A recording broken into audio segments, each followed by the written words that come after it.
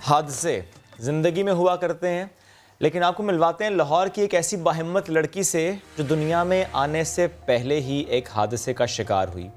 अब अपनी ज़िंदगी कैसे गुजार रही है वो, देखते हैं शाहीन मशाल की रिपोर्ट, फिर मज़ीद उनसे गुफ्तगू भी करेंगे।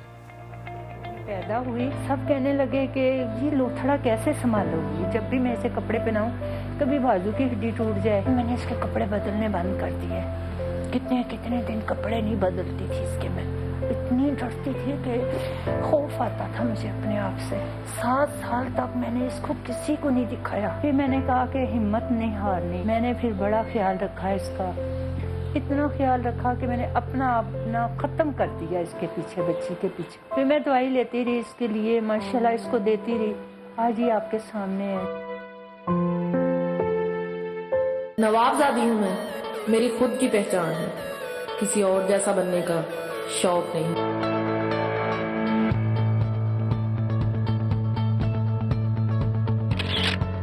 मेरा नाम ज़हरा याकूब है और मेरी जो उम्र है वो 23 है। मेरी हाइट जो है 2.5 है। अब मामा का 6 मंथ था तो मामा के साथ हादसा पेश आया था, वो गिर गई थी। तो उसके बाद से मेरी बोन्स वगैरह टूट गई थी और मेरी ग्रोथ रुक गई थी। तो डॉक्टर्स का कहना था कि ये बेबी अब नॉर्मल हो चुका हुआ है, तो दया कराते आपकी बस की बात नहीं है इसको दुनिया में लाने का। तो जब मैं पैदा हुई थी तो मेरी आर्म और लेग टूटी हुई थी। डॉक्टर ने हड्डी पे हड्डी जोड़ दी थी, उसकी वजह से ना मेरी आर्म सीधी हो सकती है ना मेरी लेग सीधी हो सकती है। मैं इंस्टा के लिए बनाती हूँ टिकटॉक, और इंस्टा पे मैं ब्यूटी इन्फ्लुएंसर हूँ, पाकिस्तान की पहली ब्यूटी इन्फ्लुएंसर जो व्हील चेयर पे है। ये ब्रशर है एंड ये मेरा फेवरेट है, और ये मेरा फाउंडेशन है। मेकअप करना किसी से नहीं सीखा मैंने, खुद से बस अपने ऊपर करती रहती हूँ। मेकअप न्यू लुक निकालती हूँ, कुछ अच्छा लग जाए तो उसको खुद पे क्रिएट करती हूँ। फिर अगर अच्छा लग जाए तो फिर मैं उसके मुताबिक कोई भी ड्रेस पड़ी और पहन के तस्वीर लेना शुरू कर देती हूँ। लोकल यूज़ करती हूँ, ब्रांडेड नहीं यूज़ करती, क्योंकि मेरा मानना है कि इंसान ब्रांडेड होना चाहिए, ना कि चीज़ें ब्रांडेड होनी चाहिए। नेगेटिव कमेंट्स के आप बोनी हैं, आप तो बहुत छोटी हाइट की हैं, आपकी तो नेक नहीं है, आपका तो आर्म सीधे नहीं लगते, आपकी तो लेग ही नहीं लगती कि हैं आपकी लेग। जब कोई टिकटॉक की वीडियो लगाई हो मैंने, या फिर कोई इस तरह से सॉन्ग की वीडियो लगाई हो, टिकटॉक के हवाले से तो लोग यही बात करते हैं। कहने लगे वो मुझसे कि तुम बदतमीज हो। मैंने कहा मोहतरम निहायत तो बोलिए। कहते हैं कि अच्छा है ये चलती फिरती नहीं है, अगर चलती फिरती होते तो कितनी बेहया होती। अल्लाह इंसान को उतनी तकलीफ देता है जितनी वो बर्दाश्त कर सकता है। तो मैं शुक्र अदा करती हूँ अपने रब का। तो मैं इनके हौसले को दाद देना चाहूँगी, और यकीन करें कि ऐसे हौसले हमारा हौसला बढ़ाते हैं। हमारी ये ख़ास मेहमान ज़हरा याकूब हमें ज्वाइन कर चुके हैं। अस्सलाम वालेकुम ज़हरा, गुड मॉर्निंग, कैसी हैं आप? वालेकुम अस्सलाम, मैं बिल्कुल ठीक हूँ, आप कैसी हैं? अल्हम्दुलिल्लाह। आपका मेकअप देख के ना मैं थोड़ी सी जेलस हो रही हूँ, इतना अच्छा मेकअप आपने किया है। अच्छा मुझे ये बताएं। मैं खुद ही कर लेती हूँ जैसे भी आता है। बिल्कुल, मैं यही पूछने वाली थी कि मेकअप मैंने खैर रिपोर्ट तो देखी है, लेकिन मैं चाहूँगी हमारे नाज़रीन आपकी ज़ुबानी सुने ये चीज़ें। मेकअप आपने सीखा है कहीं से, किसी से इंस्पायर हुई हैं? क्योंकि हम हमेशा ये देखते हैं कि जो टिकटॉकर्स होते हैं ना एक दूसरे को देख देख के सीख लेते हैं, तो आपने क्या किसी से सीखा? नहीं, बिल्कुल नहीं, मैंने खुद से सीखा है जो सीखा है, मैंने किसी से नहीं सीखा, और ना किसी से इंस्पायर होकर मैंने मेकअप करना शुरू किया। ज़बरदस्त। अच्छा थोड़ा सा मैं ये चाहूँगी कि मैं आपकी ज़िंदगी के हवाले से भी बात करूँ, जैसे हमने रिपोर्ट भी देखी है। तो जब भी कभी आप किसी डॉक्टर के पास जाएं या वालिदा के साथ कहीं बाहर जाएं, तो जैसे हम देखते हैं कि टिकटॉक पर नेगेटिव कमेंट्स होते हैं जो कि आपके हौसले को थोड़ा सा पस्त कर देते हैं। तो अगर आप ऐसे जुमले सुनती हैं या ऐसे जुमले सुनने को मिलते हैं तो उस वक्त क्या फीलिंग्स होती हैं? दिल में सबसे पहली बात क्या आती है? क्योंकि मैं चाहती हूँ आज आप दिल खोल के बिल्कुल दोस्तों की तरह हमसे बात करें। उस वक्त दिल में तो यही बात आती है कि बनाया तो अल्लाह पाक की ज़ात ने है, लेकिन इनको शायद दिमाग दिया, लेकिन इनको इस्तेमाल करना नहीं आता। कि ये अगर इस्तेमाल कर लें तो शायद ये दूसरे पर तनकीद करना छोड़ दें। ये जहनी माजूरी है जिसकी हम हमेशा बात करते हैं कि खुदा के लिए जहनी माजूर ना हो, आप अपने दिमाग को, अपनी सोच को बड़ा करें। ज़हरा, लेकिन मुझे ये बताइएगा कि मैं अभी आपके इंस्टाग्राम भी देख रहा था, जितनी वीडियोस आप उस पर अपलोड करती हैं माशाल्लाह और अल्हम्दुलिल्लाह बहुत ज़्यादा पॉजिटिव फीडबैक है वहाँ पर। तो फिर तो जब ये फीडबैक आप देखती हैं स्पेशली ऑन योर इंस्टाग्राम, तो फिर आई एम श्योर कि आप भी अल्लाह का शुक्र अदा करती होंगी कि यू आर डिफरेंटली एबल। आपको अल्लाह ने इतनी इज्जत दी है, शोहरत दी है, लोग अब आपको बहुत ज़्यादा अप्रिशिएट करते हैं, लोग आपसे सीखते हैं, आप मोटिवेशन बन गई हैं फॉर सो मैनी। मेरा यहाँ आने का मकसद यही है कि मैं उन लोगों को जो जिनके घर ऐसे बेबी पैदा होते हैं और वो समझते हैं कि ये बोझ हैं हम पर, या लोग उन बच्चों को बोझ समझते हैं कि यार ये माँ बाप पे बोझ हैं, तो मैं उनसे यही कहना चाहूँगी कि आप भी अगर ऐसे बच्चे आपके मोहताज हैं ना, तो आप भी अल्लाह के मोहताज हैं। अल्लाह चाहे तो आप अपना हाथ नहीं हिला सकते हैं। तो मैं उन सब माँओं से, उन सब लोगों से यही कहना चाहूँगी कि अपनी सोच को बदलें और अपनी सोच को पॉजिटिव करें, और ऐसे जो बच्चे हैं, ऐसे जो अब नॉर्मल लोग हैं, डिसेबल हैं या थर्ड जेंडर हैं, उनका साथ दें, उनका हौसला बने। बेशक ज़हरा, यूँ तो हम अपनी वालिदा का हमारे लिए एक रात के जागने का भी हिसाब पूरा नहीं कर सकते, लेकिन जो आपके लिए आपकी वालिदा ने किया, आप ज़ाहिर है जितना इस वक्त मशहूर हो चुकी हैं, जितनी बड़ी आप सेलिब्रिटी मैं कहूँगा बन चुके हैं, इन्फ्लुएंसर हैं आप, मोटिवेशनल स्पीकर हैं आप, ब्लॉगर हैं आप, इस सब के पीछे सिर्फ एक शख्स है और वो है आपकी माँ। उनका हौसला, उनकी हिम्मत, उनकी मोटिवेशन, उनकी जुस्तजू, उनका टाइम आपको देना और उनका लोगों के जुमलों का मुकाबला करना, ये सब कुछ आपकी माँ की वजह से है। अब जब इस स्टेज पर पहुँच के आप अपनी वालिदा को देखती हैं, दिल में क्या आता है? क्या ऐसी बात आप सोचते हैं अपनी वालिदा को देखकर, you are so proud to have that kind of women जो आपकी माँ है? मैं ये कहना चाहूँगी कि जो लोग जो ऐसे बच्चों को दरकार देते हैं, या वो मेरी मामा के नाखून के बराबर भी नहीं हैं, कि जितना इन्होंने मेरे लिए स्ट्रगल किया, दिन रात एक कर दिया, अपना नहीं सोचा इन्होंने, मेरे पे अपनी ज़िंदगी सारी मतलब कि गुजार दी। मुझे किस तरह से इन्होंने मतलब कि जब मेरी बोन्स टूटती थी तो मुझे कैसे हॉस्पिटल लेकर जाती थी, ये वो सिर्फ यही जानती हैं, दुनिया नहीं जानती वो कैसा वक़्त था मेरे पर, कि मैं वुड पे लेटी होती थी, इतना भारी वुड था, और वो मुझे उठाकर हॉस्पिटल वुड के ज़रिए लेके जाती थी। 6 महीने तक उन्होंने मुझे वुड पे लिटाए रखा, और वो किस तरह से मुझे साफ़ भी रखती थी, हर चीज़ मेरा काम भी करती थी। उन्होंने अपना दिन रात मेरे पे लगा दिया, उन्होंने अपने बारे में एक दफ़ा भी नहीं सोचा, ना अपने कपड़ों के बारे में। मैं उनसे कहती हूँ ना मामा मैंने बाज़ार जाना है, वो कभी भी इनकार नहीं करती हैं, चाहे उनकी जितनी भी तबीयत ख़राब हो। उन्होंने मुझे आज तक किसी चीज़ से मना नहीं किया। आज जो मैं हूँ वो उन्हीं की वजह से हूँ, क्योंकि वो बाहिम्मत हैं तो मैं बाहिम्मत हूँ। ज़हरा, मैं चाहता हूँ महक कि यूँ तो ज़ाहिर है इस वक्त जो आपको सुन रहे हैं आप उनसे मुखातिब हैं, लेकिन ये सवाल सिर्फ़ और सिर्फ आपकी वालिदा के लिए। मैं चाहता हूँ कि सिर्फ़ और सिर्फ अपने जहन पे अपनी वालिदा को लेकर आएँ, उनका तसव्वुर करें और सिर्फ उनसे बात करें। तो आप क्या कहेंगी वालिदा को? सिर्फ आपकी वालिदा आपको सुन रही हैं। मैं अपनी मामा से बहुत प्यार करती हूँ, और अपनी मामा के मतलब कि उनके साथ मेरा ख्वाहिश है कि मैं उनके साथ ही जीऊँ और उनके साथ ही मरूँ, बस ये मेरी एक ख्वाहिश है।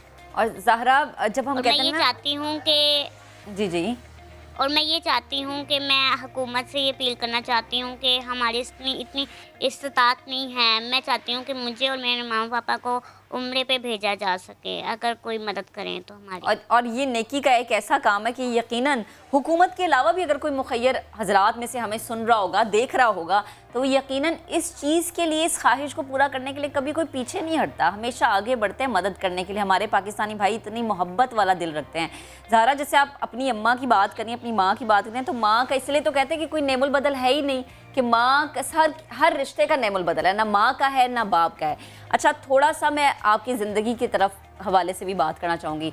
मुझे बताएं कि पैदाइश के बाद कितने साल तक हड्डियाँ इसी तरह से खुद ही टूट जाती थी, ये क्या सिलसिला था? मेरी पैदाइशी बोन्स में कहते हैं ना, जो बोन्स के अंदर आपके सुराख होते हैं, मेरा वो वाला था। तो जब मेरे टेस्ट हुए थे तो डॉक्टर ने कह दिया था कि इसके बोन्स बहुत वीक है, तो ये ब्रोक होती रहेंगी।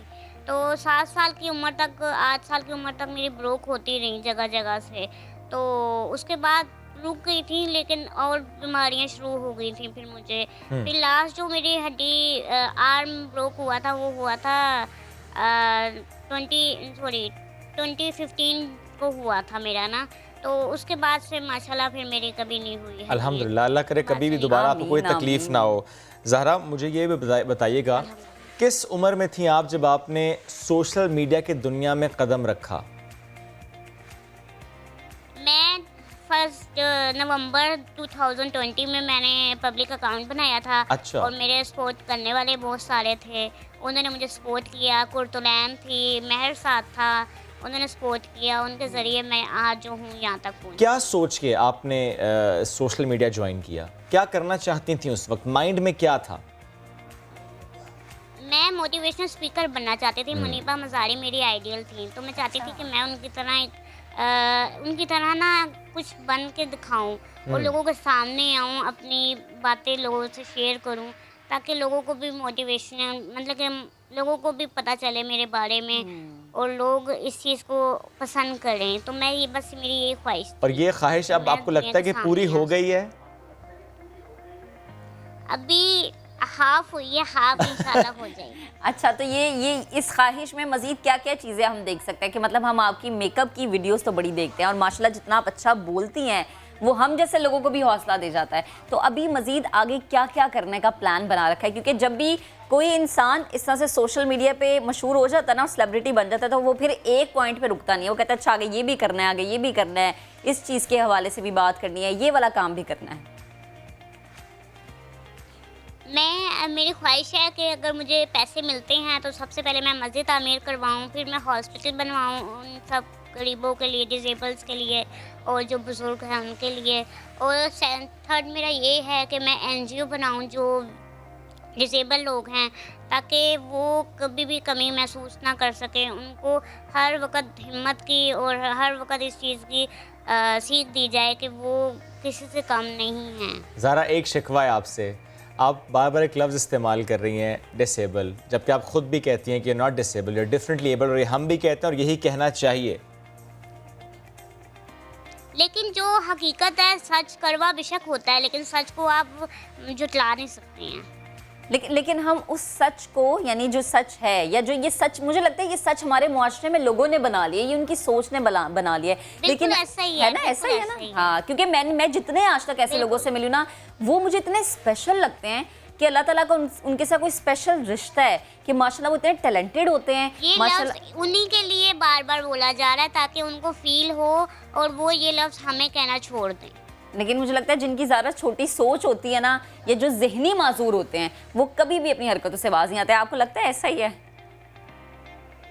ऐसा ही है, बिल्कुल। जो ज़हनी माजूर है उसकी ज़हनियत का कभी भी ठीक नहीं हो सकती है, क्योंकि आपकी जिस्मानी तकलीफ दूर हो सकती है, ज़हनी माजूरी दूर नहीं हो सकती है। अच्छा, सोशल मीडिया पे सोशल मीडिया पे जब आप अपनी वीडियो अपलोड करती हैं तो नीचे कमेंट्स में जब लोग आपको कमेंट सेक्शन में मैंने कमेंट वैसे करते हैं, ऑनेस्टली सारे पॉजिटिव कमेंट देखे हैं। हाँ, honestly। मैं ये इनसे पूछना चाहती थी, ज़्यादातर तादाद पॉजिटिव कमेंट्स की, नेगेटिव कमेंट्स की, किस तरह के कमेंट्स ज़्यादा देखने को या पढ़ने को मिलते हैं?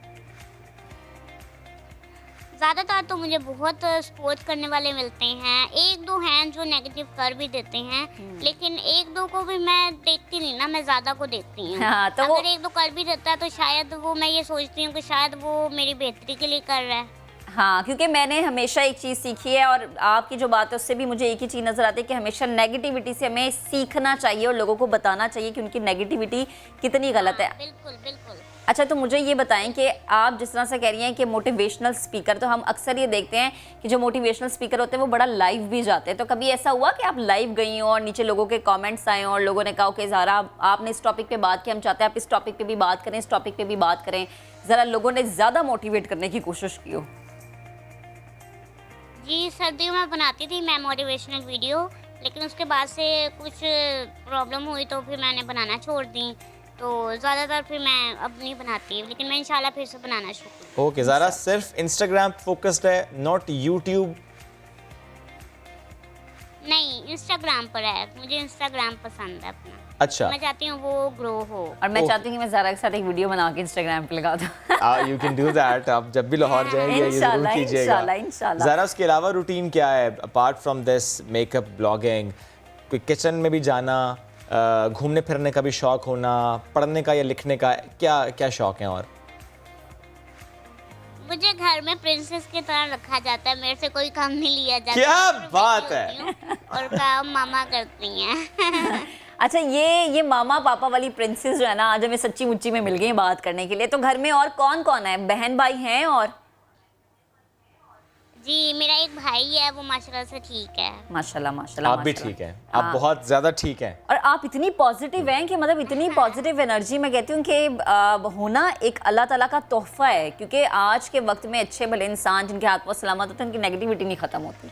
अच्छा ज़ाहरा, लास्ट में मैं चाहूँगी आप एक कमेंट दें उन तमाम लोगों को जो आपको देख रहे हैं, जो आपको सुन रहे हैं, उनकी जहनियत के हवाले से, अपने काम के हवाले से।